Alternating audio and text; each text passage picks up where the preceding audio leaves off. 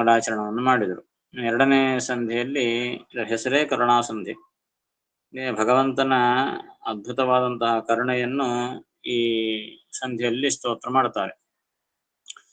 ಭಗವಂತನನ್ನು ಪ್ರಾರ್ಥನೆ ಮಾಡುವ ಕಾಲಕ್ಕೆ ಮೊದಲು ನಾವು ಸ್ಮರಣೆ ಮಾಡಬೇಕಾಗಿದ್ದು ಭಗವಂತನ ಅಪಾರವಾದ ಕರುಣೆಯನ್ನು. ಆ ಭಗವಂತ ಕರುಣೆ ಇದ್ದಿಲ್ಲ ಅಂದ್ರೆ ಪ್ರಪಂಚ ನಡೆಯಲಿಕ್ಕೆ ಸಾಧ್ಯವಿಲ್ಲ. ಅದಕ್ಕಾಗಿ ಆ ಭಗವಂತನ ಕರುಣೆ ಎಂತಹದ್ದು, ಯಾವ ರೀತಿಯಾಗಿ ಆ ಭಗವಂತ ನಮ್ಮ ಮೇಲೆ ಕರುಣೆ ಮಾಡ್ತಾನೆ ನಮಗ್ ಗೊತ್ತಿಲ್ಲ. ಕರುಣೆ ಮಾಡ್ತಾ ಇದ್ದಾನೆ ಅಂತೂ ಗೊತ್ತಿಲ್ಲ, ಹಂಗೆ ಬದುಕಿ ಬಿಡ್ತಾ ಇರ್ತೀವಿ ಅಷ್ಟೇ ನಾವು. ಭಗವಂತನ ಕರುಣೆ ಎಷ್ಟು ರೀತಿ ಮಾಡ್ತಾನೆ, ಆ ಯಾವ ಪ್ರಕಾರವಾಗಿ ನಮ್ಮನ್ನು ಅನುಗ್ರಹ ಮಾಡ್ತಾ ಇರ್ತಾನೆ, ಅದನ್ನು ಹೆಂಗೆ ನಾವು ಸ್ಮರಣೆ ಮಾಡಬೇಕು, ಹಿಂದೆ ಯಾರ್ಯಾರಿಗೆ ಯಾವ ರೀತಿಯಾದಂತಹ ಕರುಣೆಯನ್ನು ಮಾಡಿ ಅನುಗ್ರಹ ಮಾಡಿದ್ದಾನೆ, ಅವೆಲ್ಲವನ್ನು ಈ ಸಂಧಿಯಲ್ಲಿ ವರ್ಣನೆ ಮಾಡ್ತಾರೆ. ಮೊದಲನೇ ಪದ್ಯ ನೋಡ್ರಿ. ಶ್ರವಣ ಮನಕಾನಂದವೀವುದು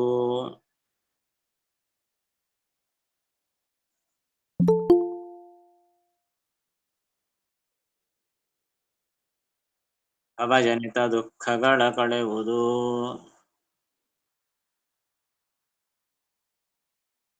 ದುಃಖಗಳ ಕಳೆಯುವುದು. ಭೋಗಗಳಿಹ ಪರಂಗಳಲಿತ್ತು ಸಲಹುವುದು. ಇಹ ಪರಭೋಗಗಳಿತ್ತು ಸಲಹುವುದು.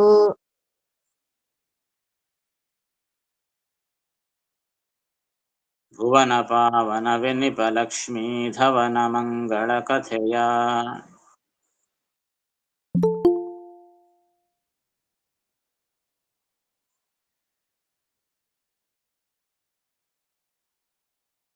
ಪರಮೋತ್ಸವದಿ ಕಿವಿಗೊಟ್ಟಾಲಿಪ್ಪು ಭೂಸುರರು ದಿನ ದಿನದೀ.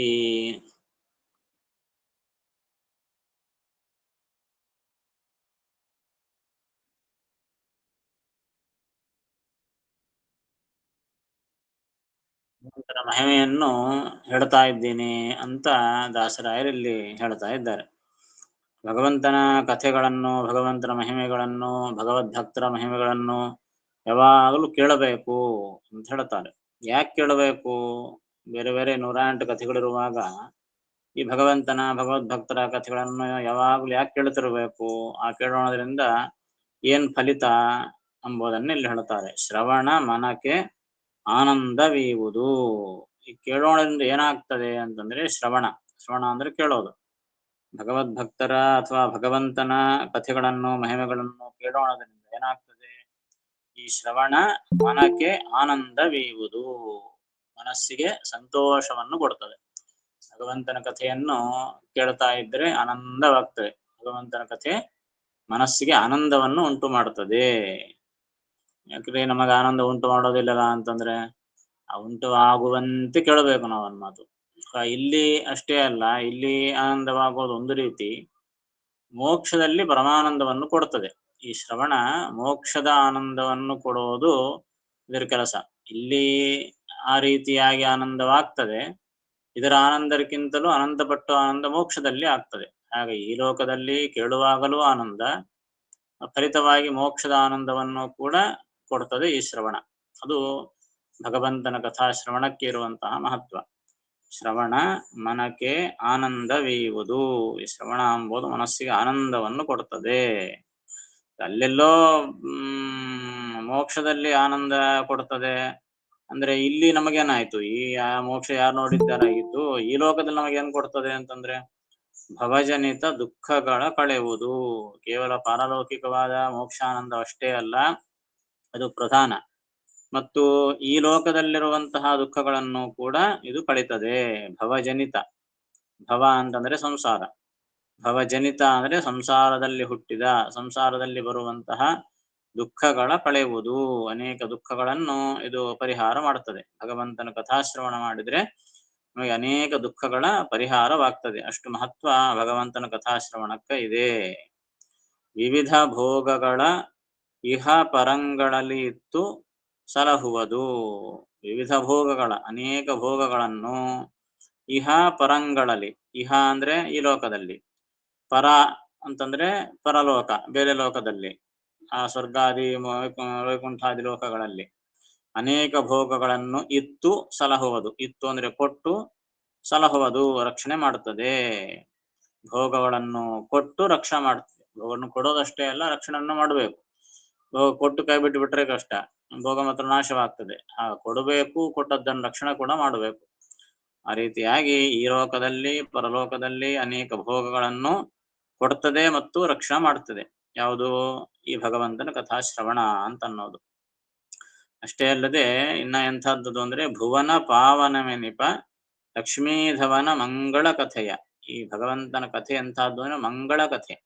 ಅಂದ್ರೆ ಕೇಳೋಣದಿಂದ ಹಿಂದೆ ಹೇಳಿದಂತೆ ಅದು ಮನಸ್ಸಿಗೆ ಆನಂದವನ್ನು ಕೊಡ್ತದೆ, ಮತ್ತೆ ಸಂಸಾರದ ತಾಪಗಳನ್ನು ಪರಿಹಾರ ಮಾಡ್ತದೆ. ಆದ ಕಾರಣ ಇದು ಅತ್ಯಂತ ಮಂಗಳ ಕಥೆ. ಮಂಗಳ ಕಥೆ ಆಗೋಣದಿಂದಲೇನೆ ಅದಕ್ಕೆ ಎಷ್ಟು ಶಕ್ತಿ ಬಂತು. ಅಂತಹ ಮಂಗಳ ಕಥೆ ಇದು ಕೇವಲ ಒಬ್ಬರಿಬ್ಬರಿಗಷ್ಟೇ ಅಲ್ಲ, ಭುವನ ಪಾವನಮೇಪ. ಭುವನ ಅಂದ್ರೆ ಈ ಲೋಕ, ಎಲ್ಲ ಲೋಕಗಳನ್ನೇ ಪಾವನಗೊಳಿಸುವುದು ಆ ಭಗವಂತನ ಕಥೆ. ಹೇಳುವವರಿಗೆ, ಕೇಳುವವರಿಗೆ, ಹೇಳುವಂತ ಪ್ರಾರ್ಥನೆ ಮಾಡಿದವರಿಗೆ, ಚಿಂತನೆ ಮಾಡುವವರಿಗೆ, ಶ್ರವಣ ಮಾಡುವವರಿಗೆ, ಮನನ ಮಾಡುವವರಿಗೆ, ಕೀರ್ತನ ಮಾಡುವವರಿಗೆ ಎಲ್ಲರಿಗೂ ಕೂಡ ಇದು ಪಾವನವೆನಿಪ, ಪಾವನ ಮಾಡುತ್ತದೆ, ಪವಿತ್ರ ಮಾಡುತ್ತದೆ. ಭಗವಂತನ ಕಥೆ ಕೇಳಿದರೆ ಅಷ್ಟಕ್ಕಿಂತಲೂ ಪವಿತ್ರ ಮತ್ತೊಂದಿಲ್ಲ. ಹೀಗಾಗಿ ಅದೇ ದೊಡ್ಡ ಪಾವಿತ್ರ್ಯ. ಲೋಕವನ್ನೇ ಪಾವನಗೊಳಿಸುವಂತಹದ್ದು ಈ ಭಗವಂತನ ಕಥೆ. ಯಾರ ಕಥೆ? ಲಕ್ಷ್ಮೀಧವನ ಮಂಗಳ ಕಥೆ. ಲಕ್ಷ್ಮೀಧವ, ಧವ ಅಂದ್ರೆ ಗಂಡ, ಲಕ್ಷ್ಮೀಧವ ಲಕ್ಷ್ಮೀಪತಿ, ಲಕ್ಷ್ಮೀಪತಿಯಾದಂತಹ ಭಗವಂತನ ಮಂಗಳ ಕಥೆ. ಅದು ಭುವನ ಪಾವನವೆನಿಸೋದು, ಸಮಸ್ತ ಲೋಕಗಳನ್ನೇ ಪವಿತ್ರವನ್ನಾಗಿ ಮಾಡ್ತದೆ. ಅಂತಹ ಕಥೆಯನ್ನು ಕೇಳಬೇಕು. ಹೆಂಗ್ ಕೇಳಬೇಕು ಅಂದ್ರೆ ಪರಮೋತ್ಸವದಿ, ಒಳ್ಳೆ ಉತ್ಸಾಹದಿಂದ ಕೇಳಬೇಕಂತೆ. ಯಾಕಪ್ಪ ಬಂದ್ರಳಪ್ಪ ಮತ್ತ ಕಥೆ ಹೇಳೋರು, ಮತ್ತ ಪಾಠ ಶುರು ಆಯ್ತಾ ಅಂತ ಬೇಜಾರಿಂದ ಕೇಳೋದಲ್ಲ, ಪರಮೋತ್ಸವದಿ ಉತ್ಸಾಹದಿಂದ ಕೇಳಬೇಕಂತೆ. ಭಗವಂತನ ಕಥೆಯನ್ನು ಯಾವಾಗ ಕೇಳಬೇಕು ಎಂಬ ಉತ್ಸಾಹ ಇರಬೇಕಂತೆ. ಉತ್ಸಾಹ ಇಲ್ಲದಿದ್ದರೆ ಆ ಕೇಳಿದ್ದಕ್ಕೆ ಪ್ರಯೋಜನ ಇರೋದಿಲ್ಲ. ಏನೋ ಕೇಳಬೇಕು ಕೇಳಬೇಕು ನಿರಾಸಕ್ತತೆಯಿಂದ ಕೇಳಿದರೆ ಪ್ರಯೋಜನವಿಲ್ಲ. ಆ ಕೇಳೋದರಲ್ಲಿ ಉತ್ಸಾಹ ಇರಬೇಕು. ಪರಮೋತ್ಸವದಿ, ಅದೊಂದು ಉತ್ಸವ, ಉತ್ಸಾಹ ಉತ್ಸವ. ಅದೊಂದು ಹೇಗ ಮದುವೆ ಮುಂಜಿ ಮಾಡಿದ್ರೆ ಎಷ್ಟು ಉತ್ಸವ ಮಾಡ್ತೀವಿ, ಹಾಗೆ ಭಗವಂತನ ಕಥೆಯೂ ಒಂದು ಉತ್ಸವ. ಅಷ್ಟು ಉತ್ಸಾಹದಿಂದ ನಾವು ಕೇಳಬೇಕು. ಕಿವಿಗೊಟ್ಟು ಆಲಿಪುದು, ಎಲ್ಲೆಲ್ಲೋ ಮನಸ್ಸಿಟ್ಕೊಂಡು ಏನೋ ಮಾತಾಡ್ಕಂತ ಇನ್ನೇನೋ ನೋಡ್ಕಂತ ಕೇಳೋದಲ್ಲ. ಹೇಗ್ ಕುಡಿಬೇಕಂದ್ರೆ ಕಿವಿಗೊಟ್ಟು ಆಲಿಪುದು. ಕಿವಿಯಲ್ಲಿಡ್ರಿ ಅಂತಂತೀವಲ್ಲ, ಕೇಳ್ರಿ ಕೇಳ್ರಿ ಅಂತ. ಕೇಳ್ರಿ ಅಂದ್ರೆ ನೀವು ಚೆನ್ನಾಗಿ ಕೇಳ್ರಿ, ಮನಸ್ಸಿಗೆ ಹಚ್ಚಿಕೊಂಡು ಕೇಳ್ರಿ, ಅರ್ಥ ಮಾಡಿಕೊಂಡು ಕೇಳ್ರಿ, ಜಾಗ್ರತೆಯಿಂದ ಕೇಳ್ರಿ ಅಂತ ಅರ್ಥ. ಕಿವಿಗೊಟ್ಟು ಆಲಿಪುದು, ಕಿವಿ ಎಲ್ಲೋ ಇಡಬೇಡ್ರಿ, ಇಲ್ಲೇ ಇಡ್ರಿ ಅಂತ. ಕಿವಿ ಇಲ್ಲೇ ಇರ್ತದೆ, ಆದ್ರೆ ಮನಸ್ಸೆಲ್ಲೋ ಹೋಗ್ಬಿಟ್ಟಿರ್ತದೆ. ಹಾಗಾಗಬಾರದು. ಮನಸ್ಸನ್ನಿಟ್ಟು, ಮನಸ್ಸು ಕಿವಿ ಒಂದು ಕಡೆಗಿರಬೇಕು. ಕಿವಿ ಒಂದು ಕಡೆಗೆ, ಮನಸ್ಸು ಒಂದು ಕಡೆಗೆ ಇದ್ರೆ ಅದು ಕೇಳಿದ್ದು ಅರ್ಥ ಆಗೋದಿಲ್ಲ. ಸೌಂಡ್ ಹೋಗ್ತದೆ ಅಷ್ಟೇ ಒಳಗೆ, ಆದರೆ ಅದರ ಅರ್ಥ ಆಗೋದಿಲ್ಲ. ಅದಕ್ಕಾಗಿ ಕಿವಿ ಇಲ್ಲೇ ಇರಬೇಕು, ಮನಸ್ಸು ಇಲ್ಲೇ ಇರಬೇಕು. ಆಗ ಆ ಹೇಳಿದಂತಹ ವಿಷಯ ಮನದಟ್ಟಾಗ್ತದೆ, ಅರ್ಥವಾಗ್ತದೆ, ಭಗವಂತನ ಅನುಗ್ರಹವಾಗ್ತದೆ. ಅದಕ್ಕಾಗಿ ಕಿವಿಗೊಟ್ಟು ಆಲಿಪುದು ಭೂಸುರರು. ಭೂಸುರರು ಅಂತಂದ್ರೆ ಬ್ರಾಹ್ಮಣರು ಅಂತ ಅರ್ಥ. ಭೂಮಿಗೆ ಸುರರು, ಭೂದೇವತೆಗಳು ಅಂತ ಕರೀತಾರೆ. ಬ್ರಾಹ್ಮಣರೆಲ್ಲರೂ ಕೂಡ ದಿನದಿ ಪ್ರತಿನಿತ್ಯ, ಏನೋ ಒಂದ್ಸಲ ಕೇಳಿದ್ವಿ ಮುಗಿದೋಯ್ತು, ವಾರಕ್ಕೊಂದ್ಸಲ, ದಿನಕ್ಕೊಂದ್ಸಲ ಮುಗಿದ ಆಯ್ತು, ಇದ್ರ ಕೆಲಸ ಆಗೋಯ್ತು ಅಂತ ಅನ್ನೋದಲ್ಲ. ಪ್ರತಿನಿತ್ಯವೂ ಕೂಡ ಈ ಕಥೆಯನ್ನು ಕೇಳಬೇಕು, ಕೇಳಿದ್ದನ್ನು ಮನನ ಮಾಡಬೇಕು, ಮನನ ಮಾಡಿದ್ದನ್ನು ಕೀರ್ತನೆ ಮಾಡಬೇಕು. ಯಾವುದೋ ಒಂದು ರೀತಿಯಿಂದ ಶ್ರವಣಾದಿಗಳಿಲ್ಲದೆ ಕ್ಷಣವೂ ಇರಬಾರದು ಎಂದು ಶ್ರೀಮದಾಚಾರ್ಯರು ಆಜ್ಞೆ ಮಾಡಿದ್ದಾರೆ. ಅದಕ್ಕಾಗಿ ದಿನದಿ ಪ್ರತಿನಿತ್ಯವೂ ಕೂಡ ಆ ಭಗವಂತನ ಮಂಗಳ ಕಥೆಯನ್ನು ಕೇಳಬೇಕು. ಹಾಗಾಗಿ ಹೆಂಗೆ ಕೇಳಬೇಕು ಅಂತ ಹೇಳಿದ್ರು, ಏನು ಕೇಳಬೇಕು ಅಂತ ಹೇಳಿದ್ರು, ಕೇಳಿದ್ರೆ ಏನ್ ಪ್ರಯೋಜನ ಅಂತ ಹೇಳಿದ್ರು, ಯಾರು ಕೇಳಬೇಕು ಅಂತ ಹೇಳಿದ್ರು, ಎಲ್ಲವನ್ನು ಇದರಲ್ಲೇ ಹೇಳಿಬಿಟ್ರು. ಯಾರು ಕೇಳಬೇಕು ಅಂತಂದ್ರೆ ಭೂಸುರರು ಅಂತಂದ್ರು. ಹೆಂಗ ಕೇಳಬೇಕು ಅಂತಂದ್ರೆ ಪರಮೋತ್ಸವದಿ ಕಿವಿಗೊಟ್ಟು ಆಲಿಪುದು ಅಂತ ಹೇಳಿದ್ರು. ಯಾವಾಗ ಕೇಳಬೇಕು ಅಂತಂದ್ರೆ ದಿನದಿ ಅಂತಂದ್ರು. ಏನ್ ಕೇಳಬೇಕು ಅಂತಂದ್ರೆ ಲಕ್ಷ್ಮೀಧವನ ಮಂಗಳ ಕಥೆ ಅಂತಂದ್ರು. ಅದು ಎಂಥದ್ದು ಅಂತಂದ್ರೆ ಶ್ರವಣ ಮನಕಾನಂದವೀಯುವುದು, ಭವಜನಿತ ದುಃಖಗಳ ಕಳೆಯುವುದು, ವಿವಿಧ ಭೋಗಗಳ ಇಹಪರಂಗಳಲ್ಲಿತ್ತು ಸಲಹುವುದು, ಭುವನ ಪಾವನವು. ಇಷ್ಟೆಲ್ಲ ವಿಶೇಷಣ ಆ ಭಗವಂತನ ಮಂಗಳಗತಿ ಇಂಥದ್ದು. ಆದ್ದರಿಂದನೇ ನೀವು ಅದನ್ನು ಉತ್ಸವದಿಂದ, ಪರಮೋತ್ಸಾಹದಿಂದ, ಅತ್ಯಂತ ಆಸಕ್ತಿಯಿಂದ ಕಿವಿಗೊಟ್ಟು ಪ್ರತಿನಿತ್ಯವೂ ಕೇಳಬೇಕು ಅಂತ ಅದರ ಬಗ್ಗೆ ತಿಳಿಸಿದರು. ಅಂತದಲ್ಲ ಭಾವ ಬರ್ಕೊಂಬಿಡ್ರಿ. ಮುಂದೆ ಪ್ರತಿ ಪದ್ಯಕ್ಕೂ ಭಾವ ಹೇಳ್ತೀನಿ, ಭಾವ ಬರ್ಕೊಂಬಿಡ್ರಿ. ಏನಾದರೂ ಕಠಿಣ ಪದಗಳಿದ್ದರೆ ಅದು ಕೇಳ್ರಿ, ಹೇಳ್ಬಿಡ್ರಿ. ಭಗವಂತನ ಕಥಾಶ್ರವಣ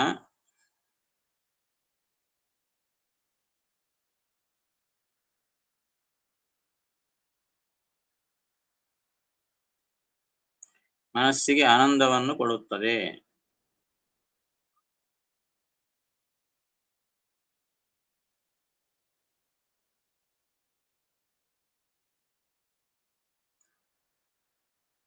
ಸಂಸಾರದಲ್ಲಿ ಹುಟ್ಟುವ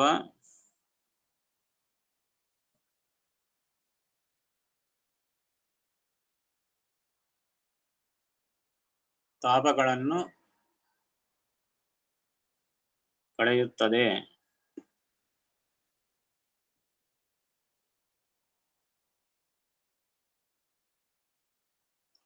ಅನೇಕ ಭೋಗಗಳನ್ನು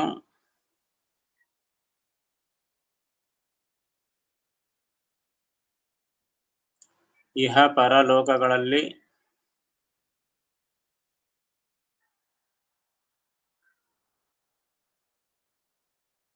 ಕೊಟ್ಟು ರಕ್ಷಿಸುತ್ತದೆ.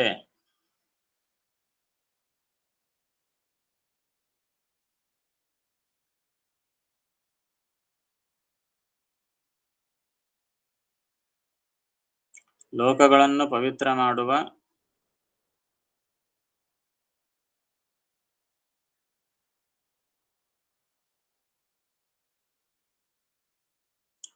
ಲಕ್ಷ್ಮೀಪತಿಯ ಮಂಗಳ ಕಥೆಯನ್ನು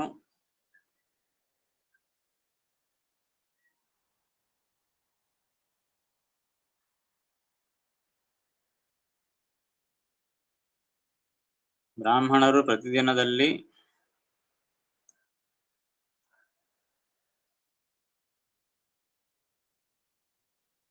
ಪರಮೋತ್ಸವದಿಂದ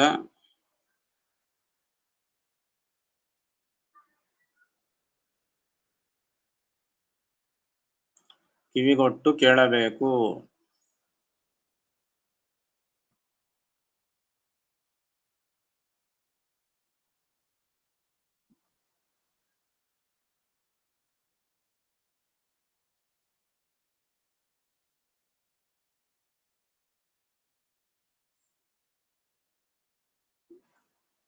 ಇದರಲ್ಲಿ ಕಠಿಣ ಪದಗಳು ಏನವೆ? ಭವ ಅಂದ್ರೆ ಸಂಸಾರ,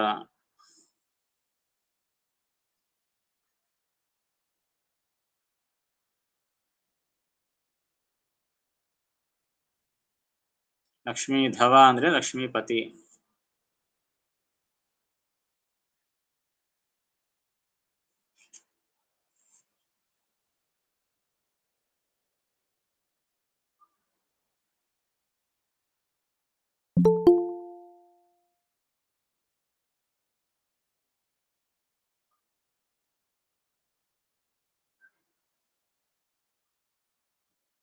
ಶ್ರವಣ ಮನಕ ಆನಂದವೀವುದು, ಭವಜನಿತ ದುಃಖಗಳ ಕಳೆವುದು.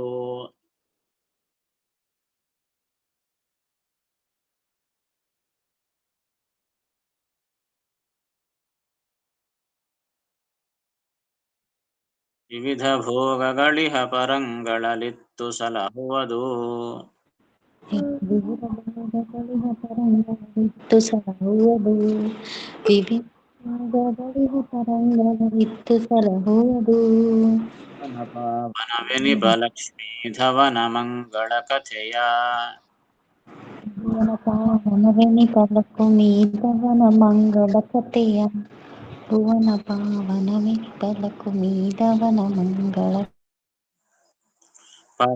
ಸವದಿ ಕಿವಿಗೊಟ್ಟಾಲಿಪುದು ಭೂಸುರರು ದಿನ ದಿನದಿ.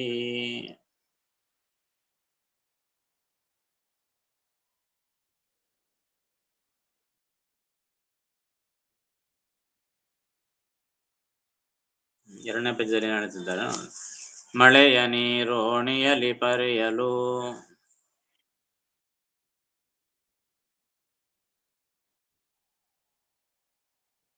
ಬಳಸರೂರೊಳಗಿದ್ದ ಜನರು.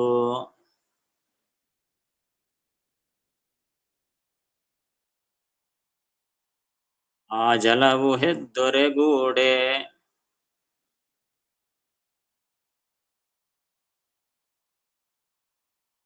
ಮಜ್ಜನಪಾನಗೈದಪರು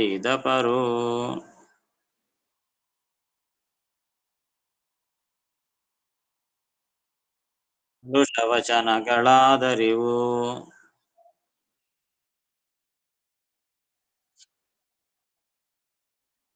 ಬಾಂಬೊಳೆಯ ಪೆತ್ತನ ಪಾದ ಮಹಿಮಾ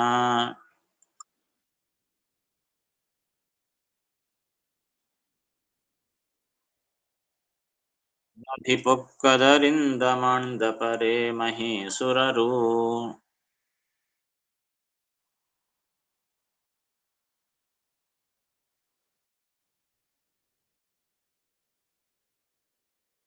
ಭಗವಂತನ ಕಥೆಯನ್ನು ಹೇಳ್ತಾ ಇದ್ದೀನಿ ಅಂತ ದಾಸರಾಯರು ಹೇಳಿದರು. ಹೇಳಿದ್ರೆ ನಿನ್ ಮಾತನ್ನ ಯಾಕೆ ಕೇಳ್ಬೇಕಪ್ಪ, ಯಾರ್ಯಾರೋ ಹೇಳಿದ್ರೆ ನಾ ಕೇಳ್ಬೇಕೇನು ಅಂತ ಮತ್ತೆ ಜನರು ಅಂದ್ಕೊಂಡಾರು. ನಾ ಏನು ಹೇಳ್ತಿದ್ದೀನಿ, ನನ್ನ ಮಾತು ಅದಕ್ಕಾಗಿ ಕೇಳ್ರಿ ಅಂತ ನಾ ಹೇಳೋಣಿಲ್ಲಪ್ಪ. ನಾ ಹೇಳೋದೇನು ಹಾಳು ಹರಟಲ್ಲ, ಇನ್ನೇನೋ ವಾರ್ತಾ ಇನ್ನೇನೋ ಲೋಕ ಹರಟಿ ಮಾತು ಅಲ್ಲ ಹೇಳೋದು. ಭಗವಂತನ ಕಥೆ ಹೇಳ್ತಾ ಇದ್ದೀನಿ, ಅದಕ್ಕಾಗಿ ಬೆಲೆ. ನನ್ನ ಮಾತು ಕೇಳ್ರಿ ಅಂತ ನಾನೇನೋ ಅಹಂಕಾರದಿಂದ ಹೇಳೋಣಿಲ್ಲ. ಇದು ಭಗವಂತನ ಕಥೆಯಾದ ಕಾರಣ ಕೇಳ್ರಿ ಅಂತ ಹೇಳ್ತಾ ಇದ್ದೀನಿ. ಇದು ನನ್ನ ಮಾತೇ ಆದರೂ ಅದು ಭಗವಂತನ ಕಥೆಯನ್ನು ಹೇಳುವ ಮಾತು. ನನ್ನ ಮಾತಿಗೆ ಯಾಕೆ ಬೆಲೆ ಕೊಡ್ರಿ ಅಂತ ಕೇಳ್ತೀನಿ. ನನ್ನ ಮಾತು ಕೇಳ್ರಿ, ಉತ್ಸಾಹದಿಂದ ಕೇಳ್ರಿ ಅಂತೆಲ್ಲ ಅಂದ್ರೆ ಅದು ನನ್ನ ಮಾತು ಆದ ಕಾರಣ ಕೇಳ್ರಿ ಅಂತ ಅರ್ಥ ಅಲ್ಲ. ಆ ನನ್ನ ಮಾತು ಭಗವಂತನ ಕಥೆಯನ್ನು ಹೇಳ್ತಾದ ಕಾರಣ, ಭಗವಂತನ ಕಥೆಗೆ ಅಷ್ಟು ಮಹತ್ವ ಆದ ಕಾರಣ ಕೇಳ್ರಿ ಅಂತ ಅರ್ಥ ಅಷ್ಟೇ, ಹೊರತು ನನ್ನ ಮಾತು ಅಂತ ಪ್ರಧಾನ ಅಲ್ಲ ಅಂತ ದಾಸರ ಹೇಳ್ತಾ ಇದ್ದಾರೆ. ಹೇಗೆ ಅಂತಂದ್ರೆ ದೃಷ್ಟಾಂತವನ್ನು ಕೊಡ್ತಾರೆ. ಮಳೆಯ ನೀರು ಓಣೆಯಲ್ಲಿ ಪರಿಯಳು, ಬಡಸರು ಊರೊಳಗಿದ್ದ ಜನರು, ಆ ಜಲವು ಹೆದ್ದೊರೆಗೂಡೆ ಮಜ್ಜನಪಾನಗೈದಪರು. ಎಲ್ಲ ಈ ಹರಿಗ್ರಾಮ ಸಾಲದಲ್ಲಿ ಜಗನ್ನಾಥ ದಾಸರು ಅದ್ಭುತವಾದಂತಹ ದೃಷ್ಟಾಂತಗಳನ್ನು ಕೊಡ್ತಾರೆ. ಪ್ರತಿಯೊಂದು ಪದ್ಯದಲ್ಲಿ ಒಂದೊಂದು ದೃಷ್ಟಾಂತ ಇರುತ್ತದೆ. ಅಂದ್ರೆ ಹೋಲಿಕೆ ಅನ್ಮಾತು. ಇದು ಹೇಗೆ ಅರ್ಥವಾಗಲಿಕ್ಕೆ, ಸಣ್ಣ ಹುಡುಗರಿಗೆ ಅರ್ಥವಾಗಲಿಕ್ಕೆ ಒಂದು ದೃಷ್ಟಾಂತವನ್ನು, ಒಂದು ಎಕ್ಸಾಂಪಲ್ ಕೊಡ್ತೀವಿ. ಆಗ ಈ ಹರಿಗ್ರಾಮೃತಸಾರದಲ್ಲಿ ಅದ್ಭುತವಾದಂತಹ ದೃಷ್ಟಾಂತಗಳಿಂದ ತುಂಬಿರುವಂತಹದ್ದು. ಪ್ರತಿಯೊಂದು ವಿಷಯಕ್ಕೂ ಒಂದು ದೃಷ್ಟಾಂತ ಕೊಡ್ತಾರೆ. ಹೇಗೆ ಆಗ ಲೌಕಿಕವಾದ ದೃಷ್ಟಾಂತವನ್ನು ಕೊಟ್ಟಾಗ ನಮಗೆ ಅರ್ಥವಾಗ್ತದೆ, ಇಲ್ಲ ಅಂದ್ರೆ ಅರ್ಥ ಆಗೋದಿಲ್ಲ. ಅದು ಹೆಂಗ ಇದು ಹೆಂಗ ಅಂತ ಕೇಳ್ತಿರ್ತೀವಿ. ದೃಷ್ಟಾಂತವನ್ನು ಕೊಟ್ಟು ಬಿಟ್ರೆ ಅರ್ಥ ಆಗೋಗ್ತಾನೆ ನಮಗೆ. ನಮ್ಮ ಕಣ್ಣಿಗೆ ಕಾಣುವಂತಹ, ನಿತ್ಯ ಲೋಕದಲ್ಲಿ ನೋಡುವಂತಹ ದೃಷ್ಟಾಂತಗಳನ್ನು ಕೊಟ್ಟು ಬಿಡ್ತಾರೆ. ಆಗ ವಿಷಯ ಸುಲಭವಾಗಿ ನಮಗೆ ಅರ್ಥವಾಗ್ತದೆ. ಅದು ಜಗನ್ನಾಥ ದಾಸರ ಅದ್ಭುತವಾದ ಒಂದು ವೈಶಿಷ್ಟ್ಯ. ಸೊ ಇಲ್ಲಿಂದ ನೋಡ್ರಿ, ಪ್ರತಿಯೊಂದು ವಿಷಯವನ್ನು ಹೇಳುವಾಗಲೂ ಒಂದು ದೃಷ್ಟಾಂತವನ್ನು ಹೇಳ್ತಾರೆ. ಏನ್ ಹೇಳ್ತಿದ್ದಾರೆ? ಮಳೆಯ ನೀರು ಓಣಿಯಲ್ಲಿ ಪಲಿಯಲು, ಮಳೆ ಬಿಡುತ್ತದೆ. ಆ ಮಳೆ ನೀರು ಎಲ್ಲ ಕಡೆ ಊರೆಲ್ಲ ಬಿಡುತ್ತದೆ. ಆ ಬೀದಿಗಳಲ್ಲಿ, ಕಾಲುವೆಗಳಲ್ಲಿ ಎಲ್ಲ ಹರ್ಕೊಂಡ್ಬರುತ್ತೆ ನೀರು. ಅದು ನೋಡಿ, ಆ ಕಾಲುವೆಯಲ್ಲಿ ತುಂಬಾ ಹರಿತಾ ಇರುತ್ತೆ ನೀರು. ಮಳೆ ಬಂತು ಅಂತಂದ್ರೆ ಕಾಲುವೆ ತುಂಬಾ ಬಿಟ್ಟಿರ್ತದೆ. ನೀರದ ನೋಡಪ್ಪ ತಗೊಳ್ರಿ ಕುಡೀರಿ ಅಂತ ನೀರು ಯಾರು ಕುಡಿಲಿಕ್ಕೆ ಹೋಗ್ತಾರೇನು? ಸ್ನಾನ ಮಾಡ್ಲಿಕ್ಕೆ ಹೋಗ್ತಾರೇನು? ಕಾಲುವೆ ನೀರು ಚೇ ಕಾಲುವೆ ನೀರು ಚಂದ ಇಲ್ಲ ಅಂತ ಬಿಟ್ಟು ಬಿಡ್ತಾರೆ, ಹೋಗ್ಬಿಡುತ್ತ ನೀರು. ಇದೇ ನೀರು ಹೋಗಿ ಎಲ್ಲಿ ಸೇರ್ತದಪ್ಪ? ಹೋಗಿ ನದಿ ಆಗೋಗಿ ಸೇರಿ ಬಿಡ್ತದೆ. ಮತ್ತೆ ಹೋಗ್ತಿರೊಳಗೆ ಕಾರ್ತಿಕ ಸ್ನಾನ ಮಾಡ್ಬಾರ್ರಿ ಅಂತ ಹೋಗಿ ಅದೇ ನೀರಲ್ಲೇ ಮುಳುಗುತ್ತೀರಿ. ಇದೇ ನೀರೇ ಅಲ್ಲ ಅಲ್ಲಿ ಹೋಗಿ ಅಲ್ಲಿ ಸೇರಿದ್ದು. ಇಲ್ಲಿ ಹರಿಯೋ ಕಾಲಕ್ಕೇನೋ ಚೀಚಿ ಬೇಡ ಬೇಡ ಅಂತಂದ್ರಿ, ಮತ್ತೆ ಅದೇ ನೀರು ನದಿಯಾಗಿ ಹೋಗಿ ಸೇರಿತು, ಅಲ್ಲೇನೋ ಸ್ನಾನ ಪುಣ್ಯ ಅಂತ ಹೇಳಿ ಅಲ್ಲಿ ಸ್ನಾನ ಮಾಡ್ತೀರಿ. ಹಾಗೆ ಅಂತಂತಾರೆ.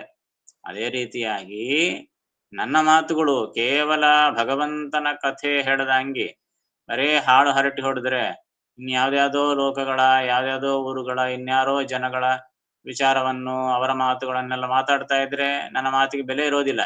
24 ಏನೋ ಹಾಳು ಹರಟಿ ಹೊಡಿತಾನೆ, ಅವನ್ನಂತಾನೆ ಇವ್ರನ್ನಂತಾನೆ, ಕೆಲ್ಸ ಇಲ್ಲ ಭವಿಷ್ಯ ಯಾವಾಗ್ಲೂ ಒಬ್ಬರು ನಂತ ಇರ್ತಾನೆ ಅಂತ ಬೈತೀರಿ. ಅದೇ ಭಗವಂತನ ಕಥೆ ಹೇಳಿದ್ರೆ ಭಗವಂತನ ಕಥೆಯಪ್ಪ ಅಂತ ಕೇಳ್ತೀರಿ. ಅದಕ್ಕಾಗಿ ಮಹತ್ವ ಯಾವ್ದಕ್ಕಿದೆ?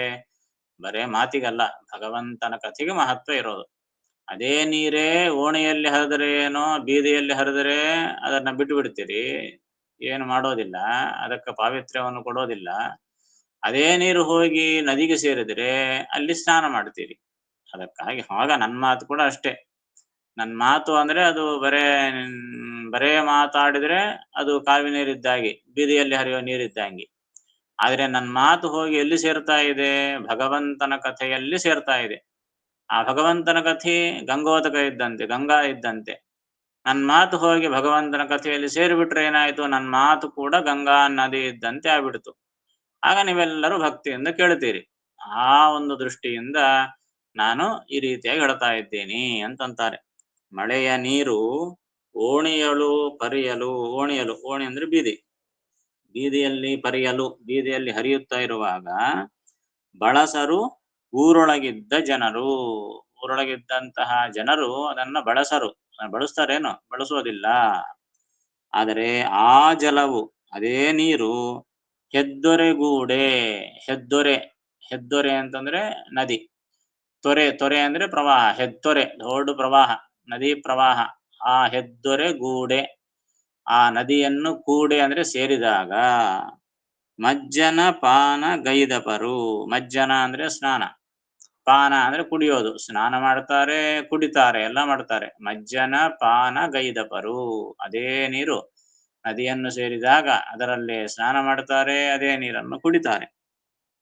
ಹಾಗೇ ಕಲುಷ ವಚನಗಳಾದರಿಯೂ, ಕೇವಲ ನನ್ನ ಮಾತು ಅದು ಎಂತಹದ್ದು? ಕಲುಷ ವಚನಗಳು.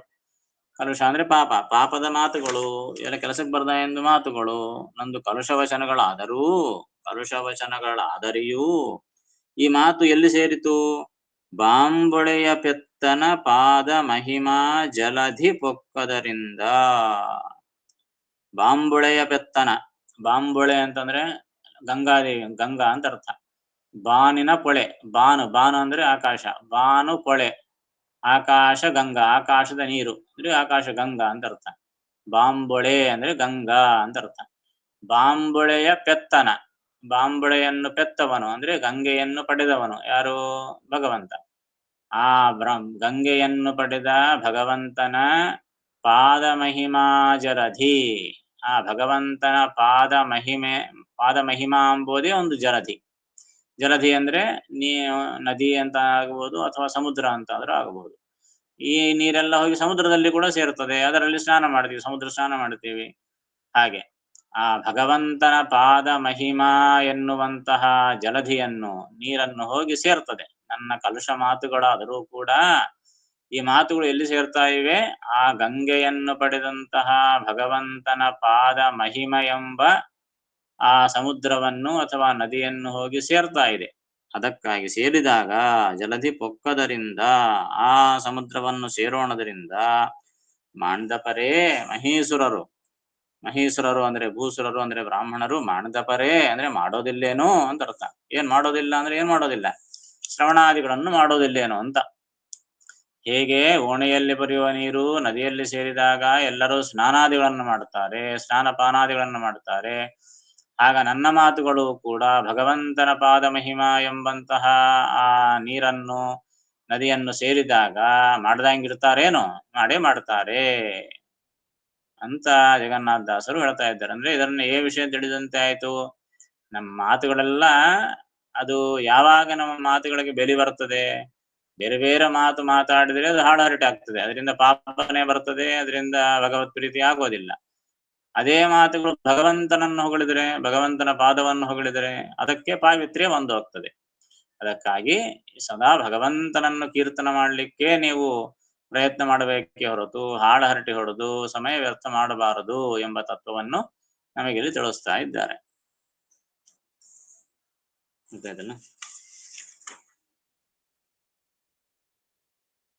ಭಾವಾರ್ಥ. ಮಳೆಯ ನೀರು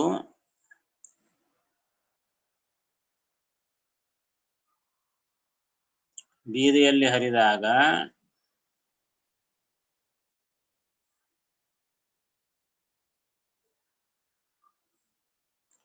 ಊರೊಳಗಿದ್ದ ಜನರು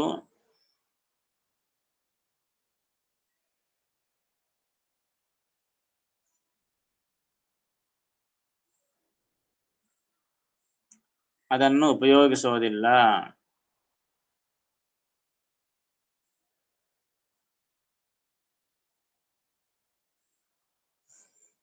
ಅದೇ ನೀರು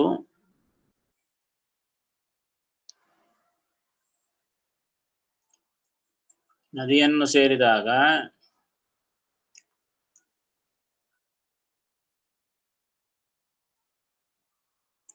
ಅದರಲ್ಲಿ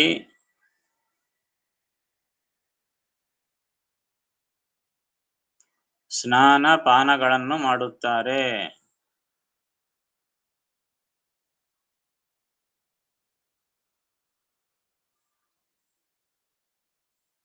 ಅದರಂತೆ ನನ್ನ ಮಾತುಗಳು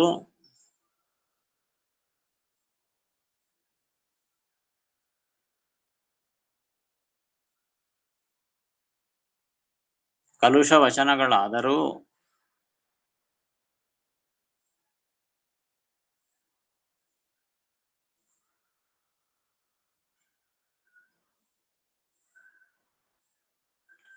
ಗಂಗಾಜನಕನಾದ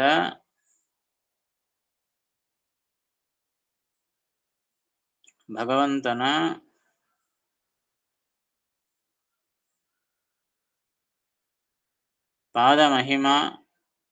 ಪಾದಮಹಿಮೆಯೆಂಬ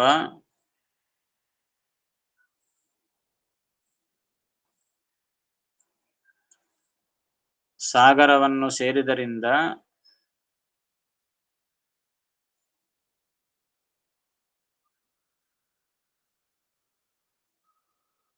ಭೂಸುರರು ಶ್ರವಣಾದಿಗಳನ್ನು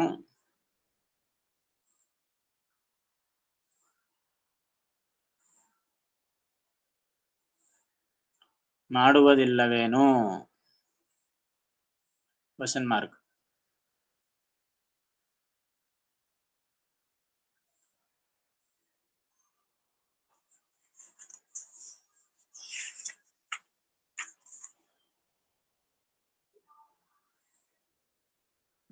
ಕಠಿಣ ಪದಗಳಿಗೆ ಅರ್ಥ ಬರ್ಕೊಳ್ರಿ. ಹೆದ್ದೊರೆ ಅಂದ್ರೆ ದೊಡ್ಡ ಪ್ರವಾಹ.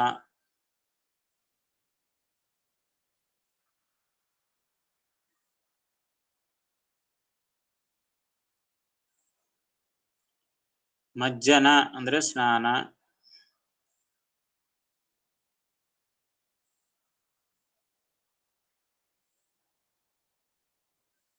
ಬಾಂಬೊಳೆ ಅಂದ್ರೆ ಗಂಗಾ ನದಿ.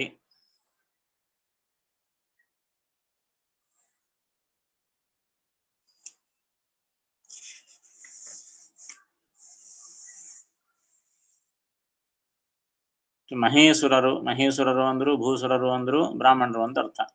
ಮಹೀಸುರರು ಭೂಸುರರು ಅಂದ್ರೆ ಬ್ರಾಹ್ಮಣರು ಅಂತ ಅರ್ಥ.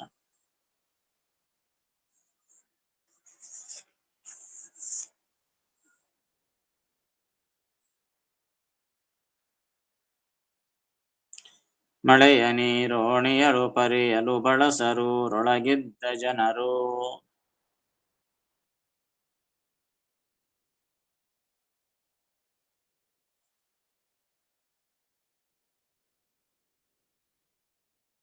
ಆ ಜಲವು ಹೆದ್ದೊರೆಗೂಡೆ ಮಜ್ಜನ ಪಾನಗೈದಪರು.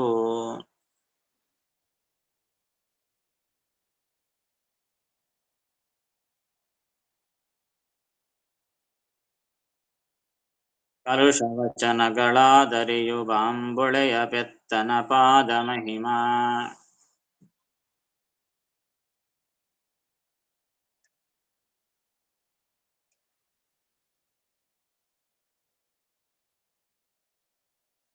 ಜಲಧಿ ಪೊಕ್ಕದರಿಂದ ಮಾಂಡಪರೆ ಮಹೀಸುರರು.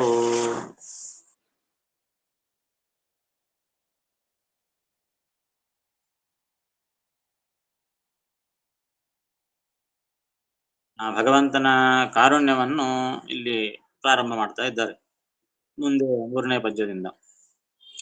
ಶ್ರುತಿ ತತಿಗಳ ಅಭಿಮಾನಿ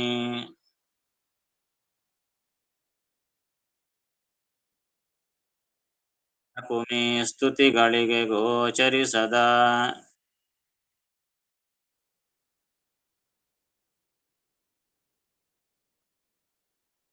ಅಪ್ರತಿಹತ ಮಹೈಶ್ವರ್ಯಾದಿ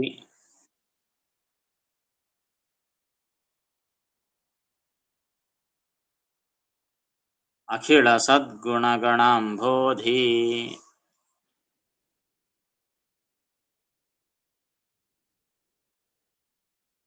ಪ್ರತಿ ದಿವಸ ತನ್ನಂಘ್ರಿ ಸೇವಾ.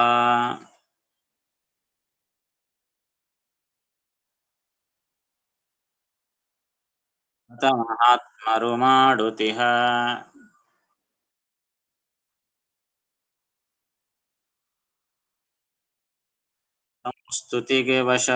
ಸಂಸ್ತುತಿಗೆ ವಶನಾಗುವನು.